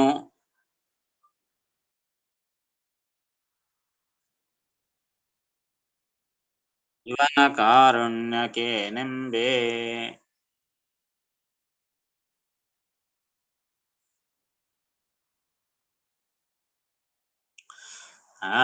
ಭಗವಂತನ ಕಥೆಗಳನ್ನು ಹೇಳ್ತೀನಿ ಕೇಳ್ರಿ ಅಂತಂದ್ರು. ಭಗವಂತನ ಸ್ತೋತ್ರವನ್ನು ಮಹಿಮೆಯನ್ನು ಕೇಳ್ರಿ, ಸ್ತೋತ್ರ ಮಾಡ್ರಿ ಅಂತಂದ್ರು. ಭಗವಂತನ ಸ್ತೋತ್ರ ಮಾಡೋದ್ರಿಂದ ಭಗವಂತನಿಗೆ ಏನು ಫಲಿತಪ್ಪ? ಏನಾದರೂ ಕಾದಂಗ್ ಕೂತಿದ್ದಾನ ಆತೇನಾದ್ರು ಸ್ತೋತ್ರ ಮಾಡ್ರಿ ನನ್ನ ಕೇಳ್ತೀನಿ. ನಮಗಂದ್ರೆ ಯಾರಾದ್ರೂ ಹೊಗಳಿದ್ರು ಅಂದ್ರೆ ನಮಗೆ ಆನಂದ ಆಗಿ ಹೋಗ್ತದ, ಹಬ್ಬ ನನ್ನ ಹೊಗಳಿದ್ರು ಅಂತ. ಭಗವಂತನಿಗೆ ಹಾಗೆ ಏನಾದರೂ ಹೊಸ ಆನಂದ ಏನಾದರೂ ಸಿಗಬೇಕಾಗಿದೇನು? ಆತನಿಗೆ ಎಲ್ಲರೂ ಲಕ್ಷ್ಮೀ ದೇವಿಯಿಂದ ಮೊದಲು ಮಾಡ್ಕೊಂಡು ಎಲ್ಲ ದೇವಾನು ದೇವತೆಗಳು ಸ್ತೋತ್ರ ಮಾಡ್ತಾರೆ. ಅಂತಹ ಕಾಲಕ್ಕೆ ನಮ್ಮಂಥವರು ಮಾಡಿದಂತಹ ಸ್ತೋತ್ರಗಳನ್ನು ಕೇಳ್ತಾನೇನು ಭಗವಂತ? ಆತನಿಗೇನ್ ಬೇಕಾಗಿದೆ? ನಮ್ಮ ಮೊದಲು ನಮಗೆ ಸ್ತೋತ್ರ ಮಾಡ್ಲಿಕ್ಕೆ ಬರೋದಿಲ್ಲ, ಏನ್ ಸ್ತೋತ್ರ ಮಾಡಬೇಕೋ ಗೊತ್ತಿಲ್ಲ, ಭಗವಂತನ ಮಹಿಮನೇ ಗೊತ್ತಿಲ್ಲ. ಏನೋ ಒಂದ್ ತರಳು ನೋಡಿ ಒಂದೆರಡು ಅರ್ಧಂಬರ್ಧ ಶ್ಲೋಕ ತಪ್ಪು ಗಿಪ್ಪು ಹೇಳಿ ಕೈ ಜೋಡಿಸ್ತೀವಿ. ಇಂತಹ ಸ್ತೋತ್ರಗಳನ್ನು ಭಗವಂತ ಕೇಳ್ತಾನೇನು? ಒಂದು ನಾವು ಶ್ಲೋಕ ಹೇಳಿದ್ರ ಅಂದ್ರೆ ಒಂದು 32 ಅಕ್ಷರ ಇದ್ರೆ 33 ತಪ್ಪಿರುತ್ತೆ ನಾವು ಹೇಳೋದ್ರಾಗ. ಇಂಥ ಅಬದ್ಧ ಸ್ತೋತ್ರಗಳನ್ನು ಕೇಳಿ ಭಗವಂತನಿಗೆ ಆನಂದ ಆಗ್ತದೇನು? ಭಗವಂತನಿಗೆ ಮೆಚ್ಚುತ್ತಾನೇನು? ಅಸಲು ಕೇಳ್ತಾನ ನಮ್ಮ ಸ್ತೋತ್ರ ಅಂತ ನಮ್ಮ ಸಂಶಯ ಬರ್ತದೆ. ಅದಕ್ಕೆ ದಾಸರಾಯರು ಹೇಳ್ತಾರೆ, ಭಗವಂತ ಅವನ ಕರುಣಾಗುಣಕ್ಕೆ ಏನಂಬೆ, ಏನ್ ಹೇಳಬೇಕು ಭಗವಂತನ ಕಾರುಣ್ಯ ಗುಣವನ್ನು ಅಂತಂತಾರೆ. ಯಾಕೆ ಅಂತಂದ್ರೆ ಭಗವಂತ ಎಂಥವನು? ಶ್ರುತಿ ತತಿಗಳ ಅಭಿಮಾನಿ, ಲಕುಮೇ ಸ್ತುತಿಗಳಿಗೆ ಗೋಚರಿಸದ ಅಪ್ರತಿಹತ ಮಹೇಶ್ವರ್ಯಾದಿ ಅಖಿಳ ಸದ್ಗುಣ ಗಣಾಂಬೋಧಿ. ಇಷ್ಟೊಂದು ಭಗವಂತನ ವಿಶೇಷಣ. ಇದೆಲ್ಲ ಒಂದು ಪದ. ಲಕ್ಷ್ಮೀದೇವಿ ಸ್ತುತಿಗಳು, ಲಕ್ಷ್ಮೀ ಸ್ತುತಿ ಮಾಡ್ತಾ ಇರ್ತಾರೆ ಸದಾಕಾಲ. ಭಗವಂತನನ್ನು ಲಕ್ಷ್ಮೀದೇವಿ ಸ್ತೋತ್ರ ಮಾಡ್ತಿರ್ತಾಳೆ. ಆ ಲಕ್ಷ್ಮೀದೇವಿ ಎಂಥಾಕಿ? ಶ್ರುತಿ ತತಿಗಳ ಅಭಿಮಾನಿ. ಶ್ರುತಿ ಅಂದ್ರೆ ವೇದ, ಶ್ರುತಿ ತತಿ, ತತಿ ಅಂದ್ರೆ ಸಮೂಹ, ಗುಂಪು, ವೇದಗಳ ಗುಂಪು. ಆ ಎಲ್ಲ ವೇದಗಳಿಗೂ ಲಕ್ಷ್ಮೀದೇವಿ ಅಭಿಮಾನಿ, ಅಭಿಮಾನಿ ದೇವತೆ. ಶ್ರುತಿ ತತಿಗಳಿಗೆ ಅಭಿಮಾನಿ. ಅಭಿಮಾನಿ ಅಂದ್ರೆ ಅರ್ಥ ಏನು? ಆ ಸ್ತೋತ್ರಗಳನ್ನು ಕಂಟ್ರೋಲ್ ಮಾಡ್ತಕ್ಕಂಥವಳು. ಅಂದ್ರೆ ನಾವು ಆ ವೇದಗಳನ್ನು ಪಾರಾಯಣ ಮಾಡಿದ್ರೆ ಅದಕ್ಕೆ ಫಲ ಕೊಡ್ಬೇಕಲ್ಲ, ಆ ಫಲ ಕೊಡ್ತಕ್ಕಂಥವಳು ಮಹಾತಾಯಿ ಲಕ್ಷ್ಮೀದೇವಿ ಅಂತ ಅರ್ಥ. ಹಾಗೆ ಅಭಿಮಾನಿ ದೇವತೆ ಅಂತಂದ್ರೆ ಅದನ್ನು ತನ್ನ ಡಿಪಾರ್ಟ್ಮೆಂಟ್ ಅಂತ ತಿಳಿದುಕೊಂಡವರು ಅಂತ ಅರ್ಥ. ಎಲ್ಲಾ ವೇದಗಳು ಯಾರ ಡಿಪಾರ್ಟ್ಮೆಂಟ್ಗೆ ಸಂಬಂಧಪಟ್ಟದ್ದು? ಲಕ್ಷ್ಮೀದೇವಿ ನೋಡ್ಕೊಂತಾಳನ್ ಮಾತು. ಆ ಸ್ತೋತ್ರವನ್ನು ಯಾರು ಚೆನ್ನಾಗಿ ಹೇಳುತ್ತಿದ್ದಾರೆ, ಇಲ್ಲ ಹೆಂಗ್ ಹೇಳುತ್ತಿದ್ದಾರೆ, ಅದಕ್ಕೆ ಹೆಂಗ ಫಲ ಕೊಡಬೇಕು, ಇವೆಲ್ಲವನ್ನು ನೋಡ್ತಕ್ಕಂತ ಆಕಿ ಆ ಲಕ್ಷ್ಮೀದೇವಿ. ಅಂದ್ರೆ ಆ ಎಲ್ಲ ವೇದಗಳು ಆಕೆಯ ಕಂಟ್ರೋಲ್ನಲ್ಲಿದೆ. ಅಂತಹ ವೇದಗಳು, ಆ ಎಲ್ಲ ವೇದಗಳಿಂದ ಭಗವಂತನನ್ನು ಸ್ತೋತ್ರ ಮಾಡ್ತಾಳೆ ಲಕ್ಷ್ಮೀದೇವಿ. ಆ ಸಣ್ಣ ಪುಟ್ಟ ಸ್ತೋತ್ರನೇ ಬರೋದಿಲ್ಲ, ಅಂತ ವೇದಗಳು ಎಲ್ಲ ಭಗವಂತನ ಅದ್ಭುತವಾದ ಮಹಿಮೆಗಳನ್ನು ಹೊಗಳುತ್ತವೆ. ಇನ್ನ ಲಕ್ಷ್ಮೀದೇವಿಯೇ ಸಾಕ್ಷಾತ್ತಾಗಿ ವೇದಗಳನ್ನು ಹೇಳುತ್ತಾಳೆ ಅಂತಂದ್ರೆ ಇನ್ನು ಎಷ್ಟು ಮಹಿಮೆಗಳನ್ನು ಆಕೆ ಹೇಳಬೇಕು. ಶ್ರುತಿತತಿಗಳಿಗೆ ಅಭಿಮಾನಿಯಾದ ಆ ಲಕ್ಷ್ಮೀದೇವಿ ಎಲ್ಲ ವೇದಗಳಲ್ಲಿ ಹೇಳದೇ ಇರುವ ಭಗವಂತನ ಮಹಿಮೆಗಳನ್ನು ಕೂಡ ಹೊಗಳುತ್ತಾಳೆ ಲಕ್ಷ್ಮೀದೇವಿ. ಅಷ್ಟು ಜ್ಞಾನ ಆಕೆಗೆ.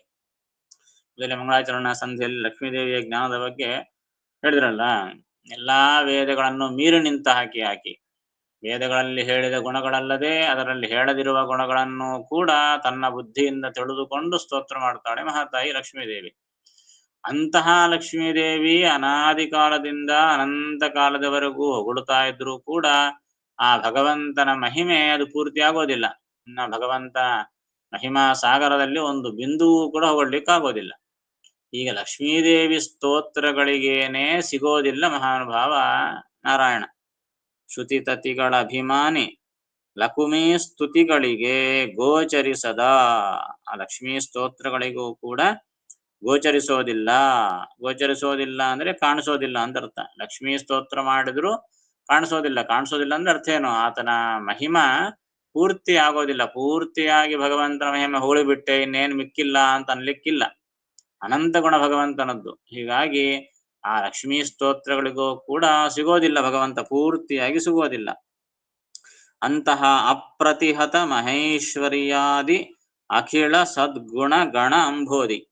ಅಪ್ರತಿಹತ, ಅಪ್ರತಿಹತ ಅಂತಂದ್ರೆ ಎದುರಿಲ್ಲದ ಅಂತ ಅರ್ಥ. ಪ್ರತಿಹತ ಅಂದ್ರೆ ಅಡ್ಡಿ ಆಗೋದು, ಎದುರಿ ಆಗೋದು. ಅಪ್ರತಿಹತ ಅಂದ್ರೆ ಎದುರಿಲ್ಲದ, ಅಡ್ಡಿಯಾಗದೇ ಇರುವಂತಹ ಮಹೈಶ್ವರ್ಯ, ಭಗವಂತನ ಐಶ್ವರ್ಯ. ಭಗವಂತನ ಐಶ್ವರ್ಯ ಅಂತಹದ್ದು, ಆ ಐಶ್ವರ್ಯಕ್ಕೆ ಅಡ್ಡಿ ಇಲ್ಲ, ಆಟಂಕವಿಲ್ಲ, ವಿಘ್ನ ಇಲ್ಲ. ಬೇರೆ ಬೇರೆ ಇಂದ್ರಾದಿ ದೇವತೆಗಳಿಗೂ ಐಶ್ವರ್ಯ ಇದೆ. ಆದರೆ ಆಗಾಗ್ಗೆ ರಾಕ್ಷಸರು ಬರ್ತಾರೆ, ಯುದ್ಧ ಮಾಡ್ತಾರೆ, ಸ್ವರ್ಗಲೋಕದ ಆಧಿಪತ್ಯವನ್ನು ತಗೊಳ್ತಾರೆ. ಕೆಲವು ಕಾಲ ಇಂದ್ರದೇವರ ಐಶ್ವರ್ಯವು ಕೂಡ ಹೊರಟೋಗ್ತದೆ. ಹೀಗಾಗಿ ದೇವತೆಗಳಿಗೂ ಕೂಡ ಸದಾ ಕಾಲ ಐಶ್ವರ್ಯ ಇರೋದಿಲ್ಲ. ಆದರೆ ಭಗವಂತನ ಐಶ್ವರ್ಯಕ್ಕೆ ಈ ರೀತಿಯಾದ ವಿಘ್ನ ಎಂದೂ ಬರೋದಿಲ್ಲ. ಅದಕ್ಕಾಗಿ ಆತನ ಐಶ್ವರ್ಯ ಮಹೇಶ್ವರ್ಯ, ದೊಡ್ಡ ಐಶ್ವರ್ಯ.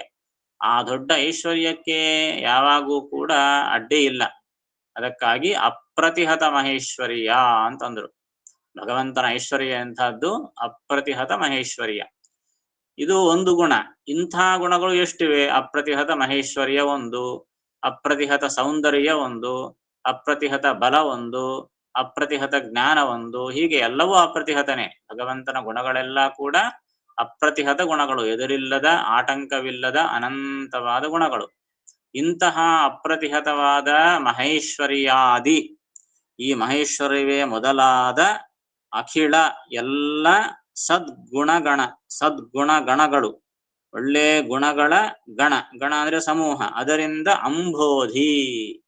ಅಂಬೋಧಿ ಅಂದ್ರೆ ಸಮುದ್ರ. ಭಗವಂತ ಹೆಂಗಿದ್ದಾನೆ ಅಂತಂದ್ರೆ ಗುಣಗಳ ಸಮುದ್ರ ಇದ್ದಂತೆ ಇದ್ದಾನೆ. ಸಮುದ್ರದಲ್ಲಿ ಎಷ್ಟು ನೀರಿನ ಬಿಂದುಗಳು ಅವ ಅಂತ ಎಣಿಸ್ಲಿಕ್ಕೆ ಸಾಧ್ಯನಾ ಯಾರಿಗಾದ್ರು? ಸಣ್ಣ ಒಂದು ಬಟ್ಲಾಗೆ ಎಷ್ಟು ನೀರಿನ ಬಿಂದುಗಳವ ಅಂದ್ರೆ ಎಣಿಸ್ಲಿಕ್ಕೆ ಸಾಧ್ಯ ಇಲ್ಲ. ಸಮುದ್ರದಲ್ಲಿ ಎಷ್ಟು ನೀರಿದೆ, ಎಷ್ಟು ಬಿಂದುಗಳಿವೆ ಎಣಿಸ್ರಿ ಅಂದ್ರೆ ಸಾಧ್ಯನಾ ಯಾರಿಗಾದರೂ? ಯಾರಿಗೂ ಸಾಧ್ಯವಿಲ್ಲ. ಬಹುಶಃ ದೇವತೆಗಳಿಗೂ ಏನೋ ಶಕ್ತಿಯಿಂದ ಎಣಿಸ್ಬೋದೇನೋ ಬಹುಶಃ, ಸಮುದ್ರದಲ್ಲಿ ಎಷ್ಟು ಕಣಗಳವ ಅಂತ ದೇವತೆಗಳಿಗೆ ಸಾಧ್ಯವಾಗಬಹುದು. ಆದರೆ ಭಗವಂತನ ಗುಣಗಳ ಸಮುದ್ರದಲ್ಲಿ ಎಷ್ಟು ಗುಣಗಳವ ಅಂತ ಎಣಿಸ್ಲಿಕ್ಕ ಯಾರಿಗೂ ಸಾಧ್ಯವಿಲ್ಲ, ಲಕ್ಷ್ಮೀದೇವಿಗೂ ಸಾಧ್ಯ ಇಲ್ಲ. ಹೀಗಾಗಿ ಭಗವಂತನ ಗುಣಗಳನ್ನು ಸಮುದ್ರದ ಜೊತೆ ಹೋಲಿಸ್ತಾ ಇದ್ದಾರೆ. ಹೇಗೆ ಸಮುದ್ರದಲ್ಲಿ ನೀರು ಎಷ್ಟಿವೆ ಅಂತ ಹೇಳಲಾರಿವೋ ಹಾಗೆ ಭಗವಂತನ ಗುಣಗಳು ಎಷ್ಟಿವೆ ಅಂತ ಹೇಳಲಿಕ್ಕೆ ಸಾಧ್ಯನೇ ಇಲ್ಲ. ಆ ಗುಣಗಳು ಕೂಡ ಕಣಿಸ್ ಹೋಗಲಪ್ಪ, ಸಮುದ್ರದಲ್ಲಿ ನೀರು ಉಪ್ಪು ನೀರು, ಕುಡ್ಲಿಕ್ಕೆ ಬರೋದಿಲ್ಲ. ನೋಡ್ಲಿಕ್ಕೇನೋ ನೀರು ದಂಡೆ ಅದ, ಆದ್ರೆ ಕುಡ್ಲಿಕ್ಕೆ ಹೋದ್ರೆ ಕುಡ್ಲಿಕ್ಕೆ ಬರೋದಿಲ್ಲ. ಭಗವಂತನ ಗುಣ ಹಂಗಲ್ಲಲ್ಲ, ಅಮೃತ ಸಮುದ್ರ ಇದ್ದಂತೆ. ಪ್ರತಿಯೊಂದು ಗುಣಗಳ ಆ ಒಂದೊಂದು ಬಿಂದುವನ್ನು ಪಾನ ಮಾಡಿದ್ರೆ ಶ್ರವಣ ಮನಕ ಆನಂದವೀವುದು ಅಂತ ಹಿಂದೆನೆ ಹೇಳಿದ್ರು. ಅದಕ್ಕಾಗಿ ಭಗವಂತನ ಗುಣಗಳನ್ನು ಕೆಡ್ತಾ ಇದ್ರೆ ಆನಂದವಾಗ್ತಿರ್ತದೆ. ಸಮುದ್ರದ ನೀರಾದರೂ ಕುಡಿಲಿಕ್ಕೆ ಬರೋದಿಲ್ಲ, ಆದರೆ ಭಗವಂತನ ಗುಣ ಸಮುದ್ರ, ಅದನ್ನು ಕೆಡ್ತಾ ಇದ್ರೆ ಆನಂದವಾಗ್ತಾ ಇರುತ್ತದೆ. ಅದಕ್ಕಾಗಿ ಅಂತಹ ಅಪ್ರತಿಹತವಾದ ಮಹಾ ಐಶ್ವರ್ಯವೇ ಮೊದಲಾದ ಅನಂತ ಕಲ್ಯಾಣ ಗುಣಗಳು, ಆ ಗುಣಗಳಿಂದ ಸಮುದ್ರದಂತೆ ಇದ್ದಾನೆ ಆ ಭಗವಂತನು.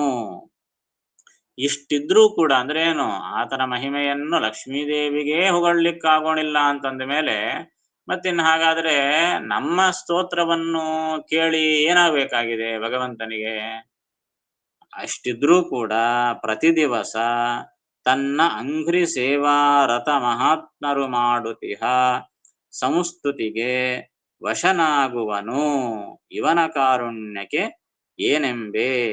ಇಂತಹ ಭಗವಂತನಾದರೂ ಪ್ರತಿ ದಿವಸ ಪ್ರತಿನಿತ್ಯದಲ್ಲಿ ತನ್ನ ಅಂಘ್ರಿ ಸೇವಾರತ ಮಹಾತ್ಮರು, ತನ್ನ ಅಂಘ್ರಿ, ಅಂಘ್ರಿ ಅಂದ್ರೆ ಪಾದ, ತನ್ನ ಅಂಘ್ರಿ ಸೇವಾರತ, ತನ್ನ ಪಾದ ಸೇವೆಯಲ್ಲಿ ರಥ ನಿರತರಾದಂತಹ ಮಹಾತ್ಮರು, ಮಹಾನುಭಾವರು, ಭಕ್ತರು, ಅವರು ಮಾಡುತ್ತಿಹ, ಅವರು ಮಾಡುವಂತಹ ಸಂಸ್ತುತಿಗೆ, ಅವರೇನು ಸ್ತೋತ್ರ ಮಾಡ್ತಾರಲ್ಲ, ತನ್ನ ಪಾದ ಭಕ್ತರು ಏನು ಪ್ರತಿನಿತ್ಯ ಸ್ತೋತ್ರ ಮಾಡ್ತಾರಲ್ಲ, ಆ ಸ್ತೋತ್ರಕ್ಕೆ ವಶನಾಗುವನು. ತಾನು ವಶನಾಗ್ತಾನಂತೆ ಭಗವಂತ, ಅನುಗ್ರಹ ಮಾಡಿಬಿಡ್ತಾನೆ. ಅಪ್ಪ ನನ್ನ ಭಕ್ತ ಸ್ತೋತ್ರ ಮಾಡ್ತಾ ಇದ್ದಾನೆ ಅಂತ ಆ ಸ್ತೋತ್ರವನ್ನು ಕೇಳಿ ಆನಂದ ಪಡ್ತಾನಂತೆ. ಇದು ಭಗವಂತನ ಕಾರುಣ್ಯ ಗುಣ. ನೋಡ್ರಿ, ಈಗ ಏನ್ ಕೋಟ್ಯಾಧೀಶ ಇದ್ದಾನಪ್ಪ, ಏನು ನೂರಾರು ಸಾವಿರಾರು ಕೋಟ್ಯಾಂತರ ರೂಪಾಯಿ ಅವನ ಹತ್ಲ ಹೋಗಿ ಒಂದು 10 ರೂಪಾಯಿ ಕೈಯ ಇಟ್ಟು ಕೃಷ್ಣಾರ್ಪಣ ಅಂತಂದ್ರೆ ಅವನಿಗೆ ಸಂತೋಷ ಆಗ್ತದನಾ? ನಡೆಯೋ ಮರ ಅಂತಂತಾನಷ್ಟೇ. ಕೋಟ್ಯಾಂತರ ರೂಪಾಯಿ ನೋಡಿದವನಿಗೆ 10 ರೂಪಾಯಿ ಏನ್ ಕಾಣಿಸ್ತದ ಅವನಿಗೆ? ಹಾಗೆ ಭಗವಂತನನ್ನು ಲಕ್ಷ್ಮೀದೇವಿ ಸಾಕ್ಷಾತ್ ಎಲ್ಲ ಸಂಪತ್ತಿಗೂ ಅಧಿಪತಿಯಾದ ಲಕ್ಷ್ಮೀದೇವಿಯೇ ಸ್ತೋತ್ರ ಮಾಡ್ತಾ ಇರ್ತಾಳ ಸದಾ ಭಗವಂತನನ್ನು. ಆದರೂ ಭಗವಂತನ ಆ ಗುಣಗಳು ಮುಗಿಯೋದಿಲ್ಲ. ಅಂತಹ ಅವನಾದರೂ ಕೂಡ ಭಗವಂತ ನಮ್ಮಂತಹ ಅವರು ಮಾಡುವ ಸ್ತೋತ್ರಕ್ಕೂ ಕೂಡ ವಶನಾಗ್ತಾನೆ ಅಂತಂದ್ರೆ ಇಷ್ಟಕ್ಕಿಂತಲೂ ಏನು ಕಾರುಣ್ಯ ಗುಣ ಬೇಕು ಭಗವಂತನಿಗೆ? ಅರೆ ನಮ್ಮ ಸ್ತೋತ್ರ ಕೇಳಲೇಬಾರ್ದು ನಿಜವಾಗಿ ನೋಡಿದ್ರೆ ಭಗವಂತ, ಹೌದಾ ಅಲ್ಲ? ಏನ್ ಸ್ತೋತ್ರ ಮಾಡಿ ಕೇಳಿದ್ರ ಅಂತಂದ್ರೆ ಬೈದೇ ಬಿಡ್ತಾರ, ಪಂಡಿತರು ಕೇಳಿದ್ರೆ ಬೈದೇ ಬಿಡ್ತಾರ, ಏನೋ ಅಷ್ಟು ತಪ್ಪ ಹೇಳ್ತಾ ಇದ್ವಿ ಶ್ಲೋಕ ಅಂತ. ಅಂತಹದ್ದು ಭಗವಂತ ಕೇಳಿದ ಅಂತಂದ್ರೆ ಇನ್ನೇನ್ ಅನ್ಬೇಕು? ಇಂಥ ಸ್ತೋತ್ರ ಅಲ್ಲ, ಸಿಟ್ಟು ಬರ್ಬೇಕು ಇನ್ನ ಭಗವಂತನಿಗೆ. ಎಲ್ಲ ತಪ್ಪ ಹೇಳ್ತಾ ನನ್ನೆಲ್ಲ ಬೈತಾ ಇದ್ದಾನೆ ಅನ್ಕೋಬೇಕಷ್ಟೇ ಭಗವಂತ. ಹಂಗ್ ಮಾಡ್ತೀವಿ ನಾವು ಸ್ತೋತ್ರ. ಆದರೂ ಆ ಸಂಸ್ತುತಿಗೆ ವಶನಾಗುವನು. ಏನಪ್ಪಾ ಹೇಳ್ತಾ ಇದ್ದಾನೆ ಪಾಪ ಹುಡುಗ, ಏನೋ ಮಾಡ್ತಾ ಇದ್ದಾರೆ, ಭಜನೆ ಮಾಡ್ತಾ ಇದ್ದಾರೆ, ಒಂದಿಷ್ಟು ಹಾಡು ಹೇಳ್ತಿದ್ದಾರೆ, ಸ್ತೋತ್ರ ಮಾಡ್ತಾ ಇದ್ದಾರೆ ಅಂತ ವಶನ ಆಗ್ಬಿಡ್ತಾನೆ ಭಗವಂತ. ಅದಕ್ಕೆ ಮತ್ತೆ ಎಲ್ಲಾ ಭಕ್ತರನ್ನು ರಕ್ಷಣೆ ಮಾಡ್ಲಿಕ್ಕೆ ಬರೋದು ಯಾತಕ್ಕೆ? ಅವಾಗ ವಶನಾಗಿದ್ದಾನ ಅಂತಾನೆ ಬರ್ತಾನೆ, ಇಲ್ಲ ಅಂದ್ರೆ ಬರ್ತಿದ್ನ್ಯಾಕೆ? ಅದಕ್ಕಾಗಿ ಆ ಭಗವಂತನ ಕಾರುಣ್ಯಕ್ಕೆ ಏನೆಂಬೆ, ಏನ್ ಹೇಳಲಿ ಅವನ ಕಾರುಣ್ಯ ಗುಣವನ್ನು? ಏನ್ ಹೇಳಬೇಕು, ಎಷ್ಟಂತ ಹೊಗಳಬೇಕು? ಹೊಗಳಲಿಕ್ಕೆ ಸಾಧ್ಯನೇ ಇಲ್ಲ. ಅಷ್ಟು ಉತ್ತಮನಾದವನು ಕೂಡ ನಮ್ಮಂತಹ ಅವರ ಸ್ತೋತ್ರಕ್ಕೂ ಕೂಡ ವಶನಾಗ್ತಾನೆ ಅಂತಂದ್ರೆ ಭಗವಂತನ ಕಾರುಣ್ಯ ಗುಣ ಬಿಟ್ಟು ಇದಕ್ಕೆ ಬೇರೆ ಏನು ಕಾರಣ ಇಲ್ಲ. ಅಂತಹ ಭಗವಂತನ ಕಾರುಣ್ಯ ಅಂತ ಏನಂತ ಹೇಳಬೇಕು, ಏನಂತ ಹೊಗಳಬೇಕು ಅಂತ ಹೇಳ್ತಾ ಇದ್ದಾರೆ.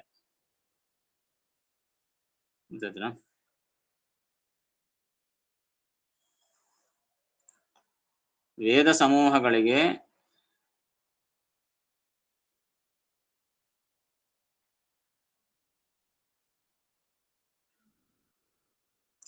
ಅಭಿಮಾನಿ ದೇವತೆಯಾದ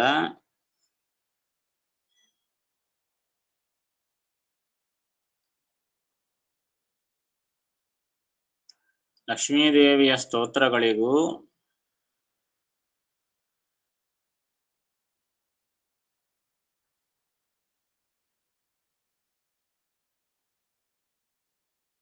ಪೂರ್ತಿಯಾಗಿ ತಿಳಿಯದ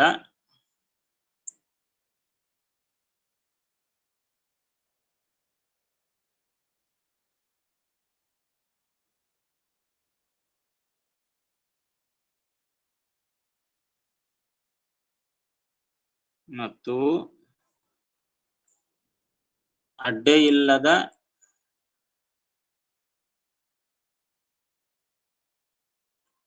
ಮಹಾ ಐಶ್ವರ್ಯವೇ ಮೊದಲಾದ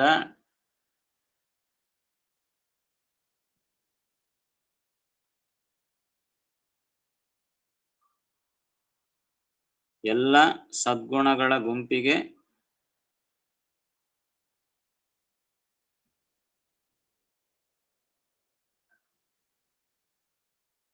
ಸಾಗರದಂತಿರುವ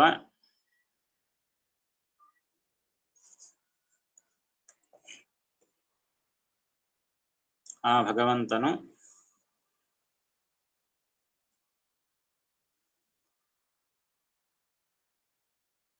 ತನ್ನ ಪಾದ ಸೇವೆಯಲ್ಲಿ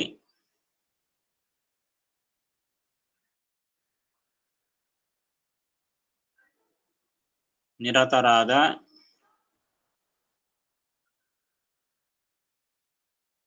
ಮಹಾತ್ಮರು ಮಾಡುವ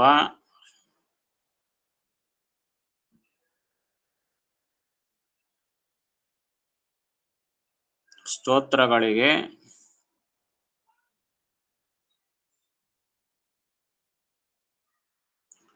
ವಶನಾಗುತ್ತಾನೆ.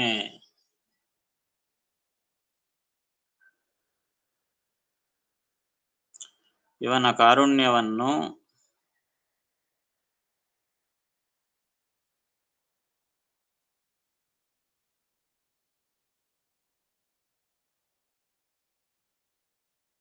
ಏನಂತ ಹೊಗಳಬೇಕು?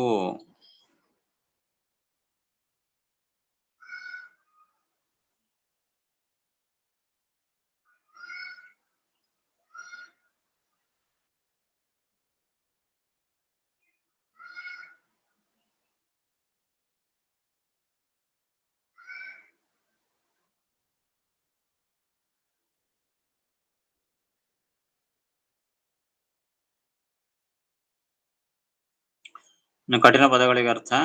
ಶ್ರುತಿ ತತಿ ಅಂದ್ರೆ ವೇದ ಸಮೂಹ,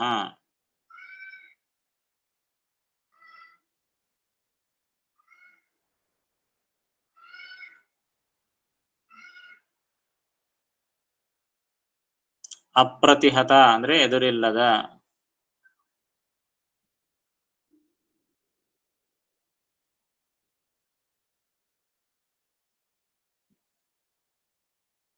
ಅಂಬೋಧಿ ಅಂದ್ರೆ ಸಮುದ್ರ.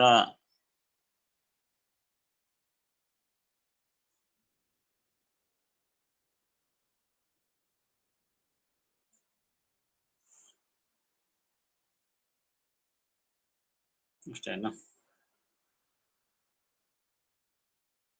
ಶ್ರುತಿ ತತಿಗಳ ಅಭಿಮಾನಿ ಲಕ್ಷ್ಮೀ ಸ್ತುತಿಗೆ ಗೋಚರಿಸದ.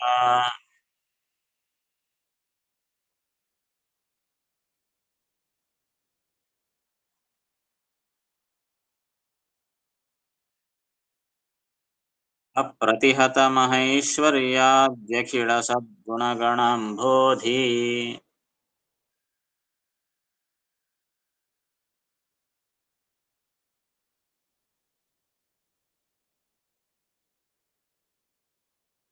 ಪ್ರತಿ ದಿವಸ ತನ್ನಂಘ್ರಿ ಸೇವಾರತ ಮಹಾತ್ಮರು ಮಾಡುತಿಹ.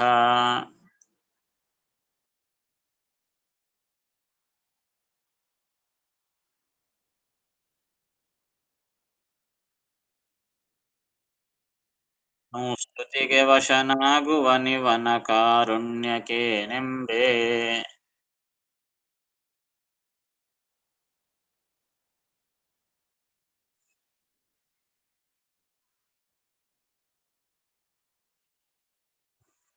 ಏನೋ ಸಂಶಯ ಇದ್ರೆ ಕೇಳಬಹುದು.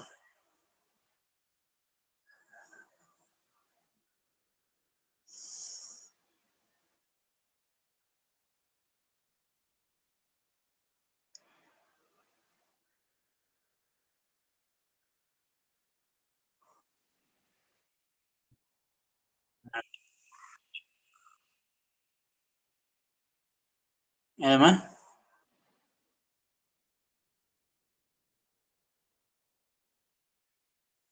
ಸರ ಕೇಳಿಸಿಲ್ಲಮ್ಮ. ಜೀವಸ್ವರೂಪಕ್ಕನಾ? ಜೀವದಲ್ಲಿಯೂ ಕೂಡ ಸ್ವಾಭಾವಿಕವಾಗಿಯೇ ಬ್ರಾಹ್ಮಣ, ಕ್ಷತ್ರಿಯ, ವೈಶ್ಯ, ಶೂದ್ರ ಅಂತ ಜೀವಸ್ವರೂಪಕ್ಕೇನೆ ಇರ್ತದೆ. ಹೇಗೆ ಪುರುಷ ಸ್ತ್ರೀ ಹೇಗೆ ಪ್ರತ್ಯೇಕ ಜೀವನಲ್ಲಿಯೇ ಪುರುಷ ಜೀವರು ಸ್ತ್ರೀ ಜೀವರು ಅಂತ ಪ್ರತ್ಯೇಕ ಇದ್ದಾರೆ. ಹಾಗೆ ಈ ಕುಲಗಳು ಕೂಡ ಬ್ರಾಹ್ಮಣ, ಕ್ಷತ್ರಿಯ, ವೈಶ್ಯ, ಶೂದ್ರ ಎಂಬುದು ಜೀವರಿಗೂ ಇದೆ, ಜೀವ ಸ್ವರೂಪಕ್ಕೆ ಇದೆ. ಅವರಿಗೆ ಯಾವ ಶರೀರವಾದರೂ ಬಹುಬಹುದು. ನಾವೀಗ ಬ್ರಾಹ್ಮಣ ಶರೀರದಲ್ಲಿ ಇದ್ದೀವಿ. ನಮ್ಮ ಜೀವ ಸ್ವರೂಪ ಅದು ಏನು ಅಂತ ನಮಗೆ ಗೊತ್ತಿಲ್ಲ. ಬ್ರಾಹ್ಮಣರಾಗಿರ್ಬೋದು, ಕ್ಷತ್ರಿಯ, ವೈಶ್ಯ ಏನಾದ್ರೂ ಆಗಿರ್ಬೋದು. ಅಲ್ಲಿ ಅವರ ಗುಣಗಳ ಮೇಲೆ, ಅಂದ್ರೆ ಬ್ರಾಹ್ಮಣರಿಗೆ ಕೆಲವು ಗುಣಗಳು ಹೇಳಿದ್ದಾರೆ. ಆ ಗುಣಗಳು ಎಲ್ಲಿ ಹೆಚ್ಚಿದ್ರೆ ಅವರು ಆ ಬ್ರಾಹ್ಮಣ ಜೀವರು ಅಂತ ಹಿಂಗ. ಆ ರೀತಿಯಾಗಿ ಆ ಜೀವ ಸ್ವರೂಪದಲ್ಲೇ ಈ ರೀತಿಯಾದಂತ ವಿಭಾಗಗಳು ಅವ. ಎಲ್ಲರೂ ಮೋಕ್ಷ ಯೋಗ್ಯರೇ, ಅದರಲ್ಲಿ ಮತ್ತೇನು ಭೇದ ಏನಿಲ್ಲ. ಆದ್ರೆ ಆ ವಿಭಾಗ ಮಾತ್ರ ಇದೆ.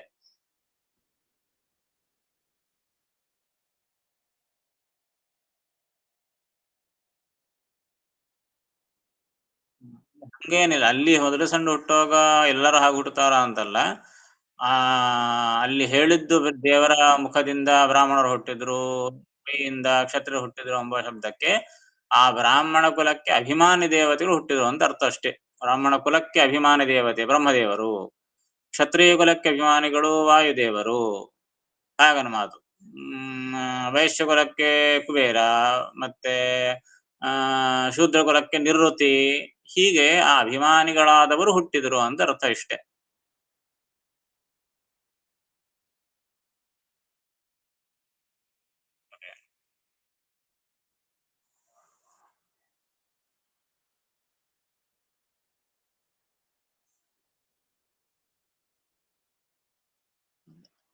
ಶ್ರೀಕೃಷ್ಣಾರ್ಪಣಮಸ್ತು. ಮತ್ತು ನಾಳೆ 4 ಗಂಟೆಗೆ ನಮಸ್ಕಾರ ಆಚಾರ್ಯ.